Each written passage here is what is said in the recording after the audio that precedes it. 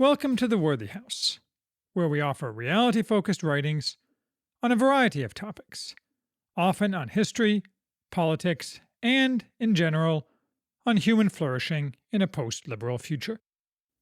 I am Charles, the maximum leader of the Worthy House. Today we're reviewing Bullshit Jobs, a Theory by David Graeber. I am trying to understand how human beings create value through their actions, and what that implies for humanity. Although this goal is hardly original, and has occupied much brighter thinkers than me for much of their lives, it is a necessary step in defining foundationalism, because how we occupy our hands and minds, and what effects that has on us and society, are critical components of human flourishing. And the path we've been on for the past several decades has led to the opposite of human flourishing. To guide us to flourishing, we must understand why that is and what can be done differently. I am beginning with this lightweight book, and I'll move on to heavyweight books, such as Karl Polanyi's The Great Transformation.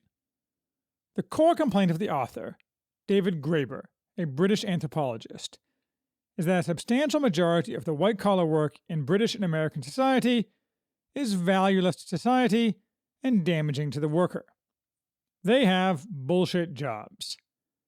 He defines such jobs as any job that is pointless, unnecessary, or pernicious, and where that is obvious to the worker himself. Graeber admits that all of his data is qualitative, mostly gained by responses to his request on Twitter for people to tell him about their jobs. That means this book is anecdotes all the way down. This is not as much of a defect as it seems, though, since these are matters that benefit more from thought than quantification. Yes, the book has many defects, among them lack of focus and mediocre writing, but the questions Graeber raises are worth raising. The author divides BS jobs into different, mushy categories, but if you pull back a little, they all boil down to the same thing. Their performance adds no value to individuals, firms, or societies, other than payments made to the worker for his work. Merely unpleasant or boring jobs are not BS jobs, as long as they have a point. Basically, Graeber thinks a BS job is one where if the worker simply stopped working, nobody would notice or care. Or, alternatively, one where if it were made illegal, no black market would develop. A clever definition, though one only offered in a footnote when it should have been front and center. Graeber also points out that BS jobs are not just useless to society, but spiritually bad for workers.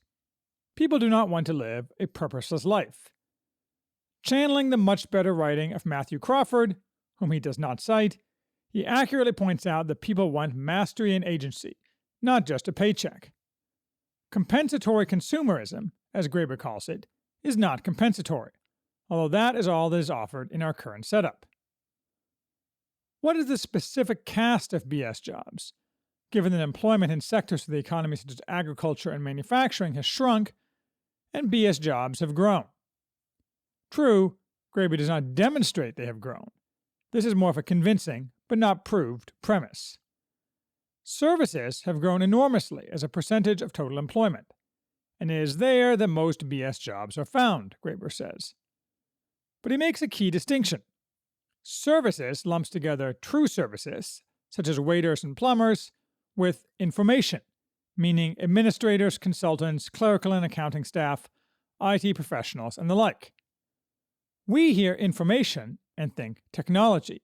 This is false.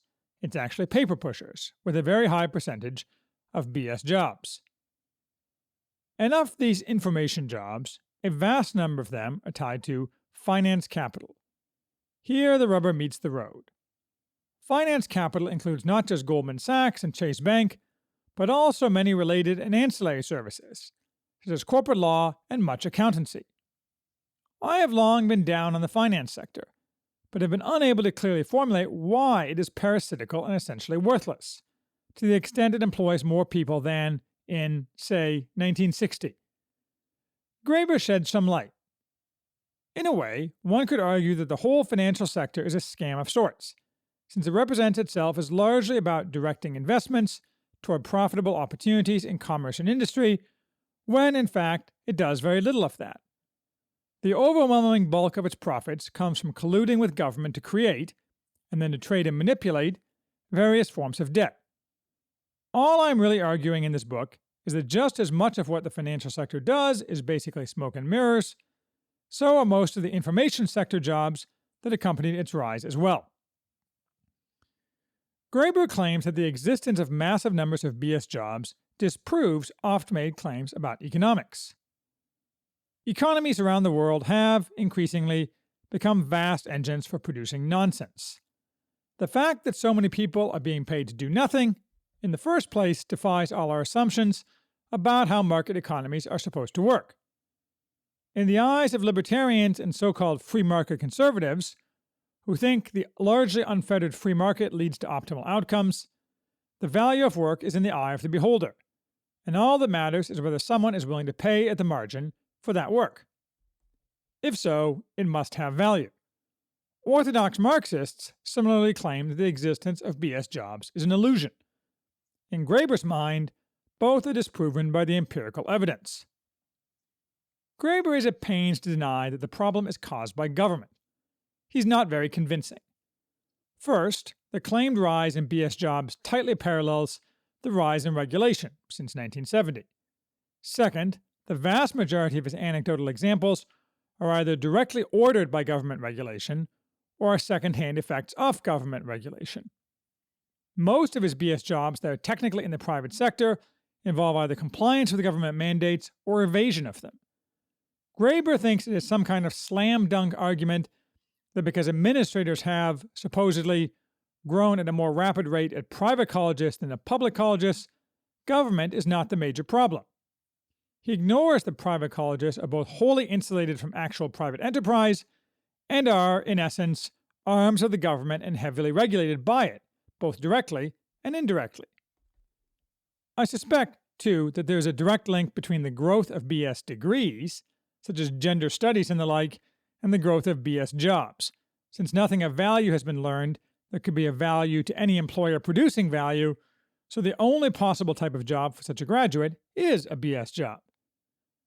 Graeber then points out how big business, especially big finance business, spends enormous sums on lobbying to demand more regulation of themselves, thereby achieving rent-seeking goals, then pretends the regulation was imposed without their will. Yet he claims this is not a problem with government, but rather one with private business, which is at best half true. But, totally aside from government, it is certainly true that BS jobs are not automatically eliminated by the free market. I used to be a mergers and acquisitions lawyer, and I've seen how a lot of companies work. It is a total myth that companies evolve toward efficiency due to competitive pressures. This myth is beloved of strategy professors at business schools, none of whom, of course, have ever run a business. Strategy, like leadership, is something that simply can't be taught, and all people who purport to teach either should be fired.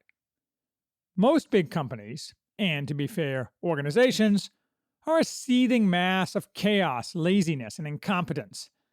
All the productive activities are done by a small minority of the employees, who usually are simply hindered by the rest, and have to spend much of their time routing around the incompetence and the incompetents.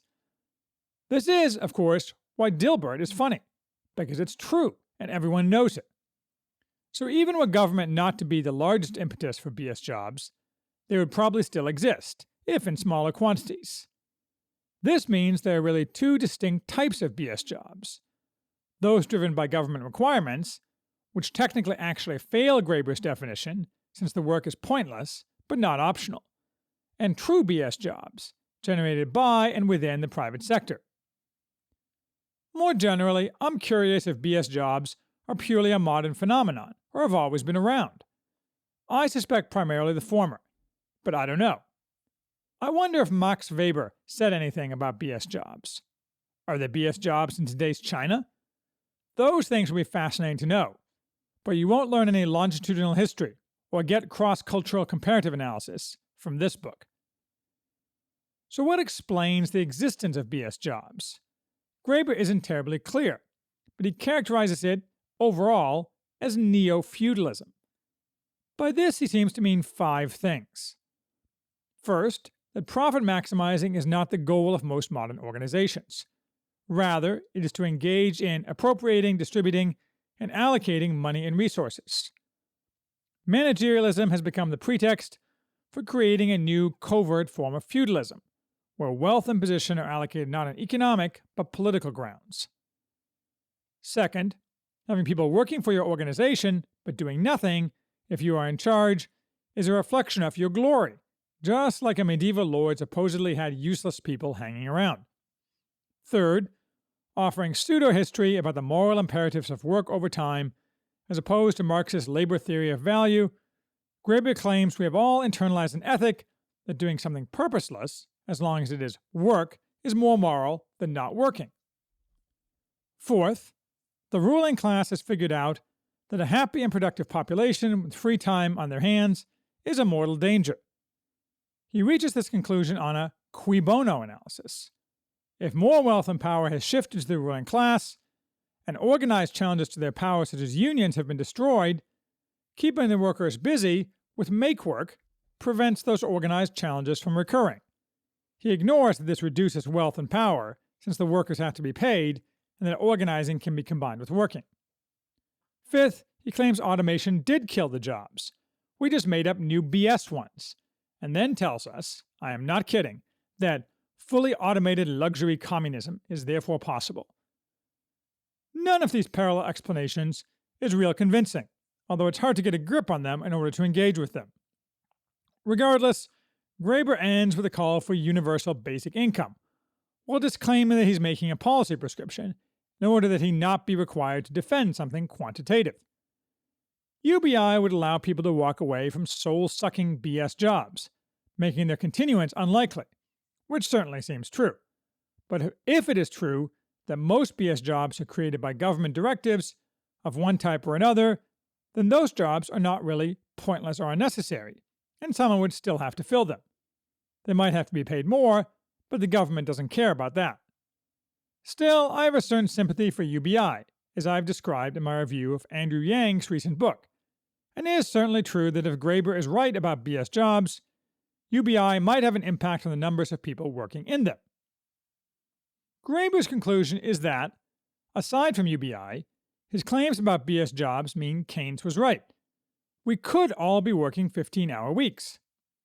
Were that to happen, Graeber, like Marx and early communists, imagines that then everyone will spend his days creating art and philosophy, and thereby obtain agency and meaning. I doubt it. In today's society, at least, vice is the most likely use of time. Alternatively, maybe we'd be better off with keeping 40-hour work weeks and massively increasing output. Then that would only have societal benefit if what we produced was not consumerist ephemera, but rather a purpose-directed society, say one devoted to the conquest of space. Or maybe we could hugely benefit society by cutting overall outside-the-home employment hours for women, and not men, returning to the socially superior system whereby married women usually stayed home and raised children, more children than we have today.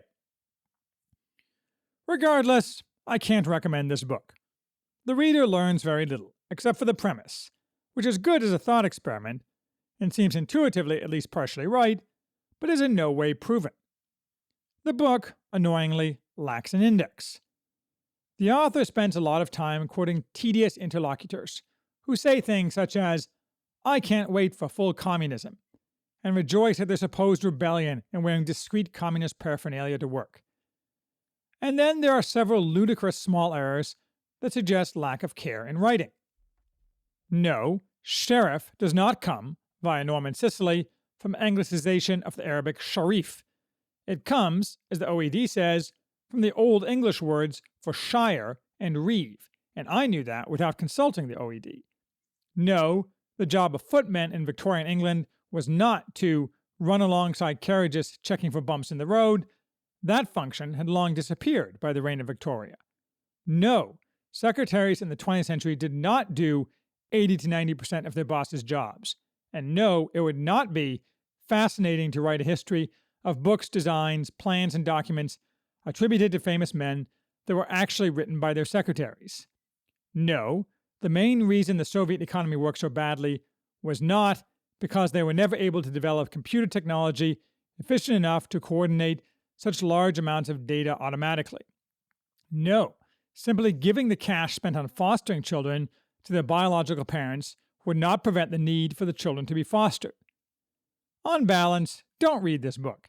Just read my review. Now, let's do some thinking of our own. Let's assume there are in fact a very large number of BS jobs. And let's imagine everyone who has one simply stays home and reads Proust.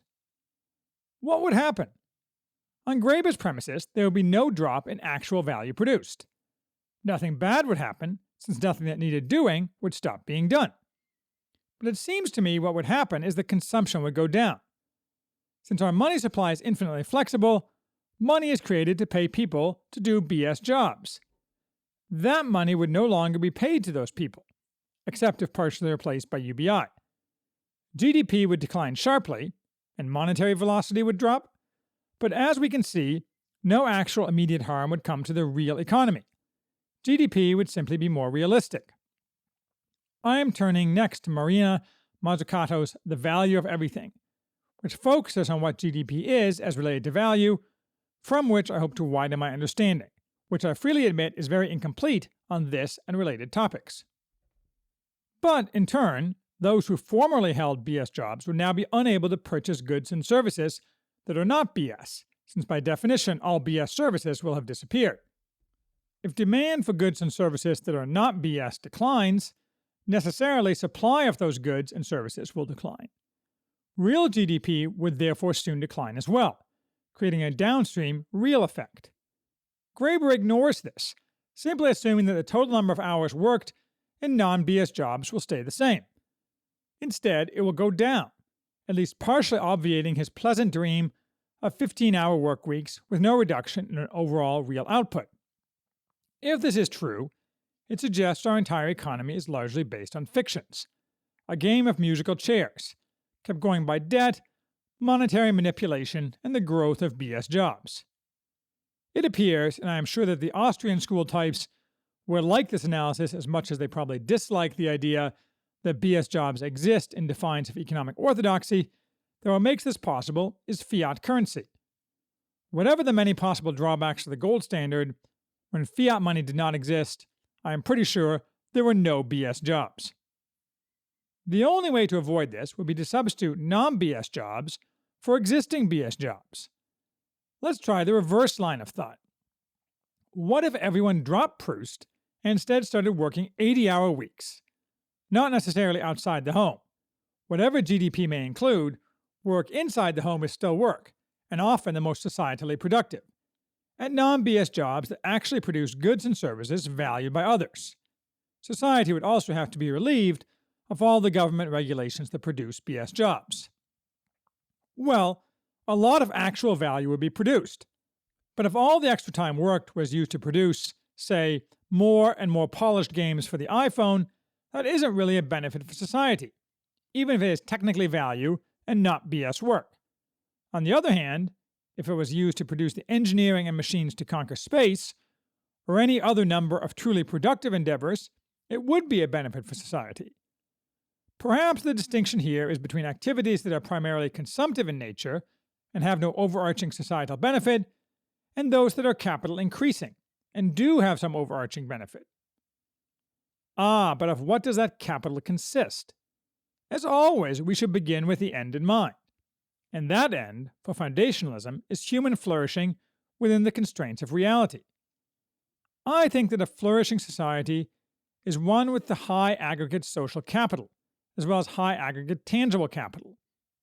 In many ways, a society maximizes itself when, at the same moment, a man is building rockets to mine asteroids, a woman is raising and teaching her children, and a priest is bringing cheer to the sick and hope to the despairing.